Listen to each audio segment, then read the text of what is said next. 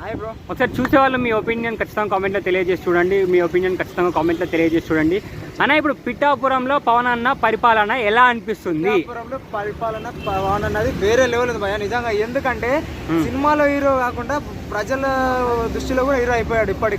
ఇప్పటికే తను రాజకీయాల్లోకి వచ్చి ఒక 1 year కూడా కాలేదు, ఇంకా 3 months అయింది బ్రో. అయింది నాకు తెలుసు. కాకపోతే ప్రజలకు తెలియాలి కదా.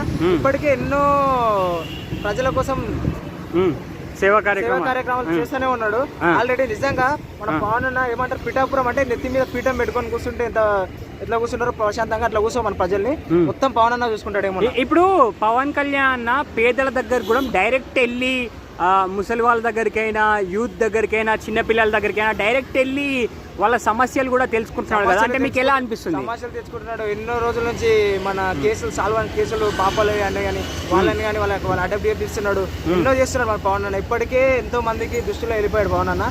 నెక్స్ట్ నాకు తెలిసి ఒక ఎమ్మెల్యే కాదు, తర్వాత ఇంకా నెక్స్ట్ సీఎం అయిపోతాడు అన్న. పక్క సీఎం అయిపోతాడు నిజంగా. నెక్స్ట్ మాత్రం సీఎం మా పవన్ అన్న కన్ఫర్మ్ అవుతాడా? మరి కన్ఫర్మ్ అవుతాడు భయ.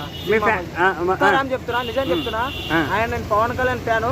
ఓజీ సినిమా ఎంత హిట్ అవుతుందో హీరో కూడా సీఎం అవుతా అంతే ఒట్టేసుకొని చెప్తున్నా. ఎందుకు మరి పవన్ అన్న అంటే అంత నమ్మకం?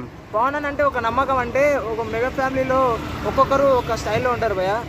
పవన్ అన్న మాత్రం అంటే తన ఫ్యామిలీ గురించి కూడా ఆలోచించాడు. ఎప్పుడు ప్రజలు ప్రజలు ప్రజలు ప్రజలు ఇది తప్ప తన సినిమా స్టైల్ ఒక రోజుకు 2 కోట్లు తీసుకునే వ్యక్తి ఎంతో సంతోషంగా ఉండొచ్చు భయ.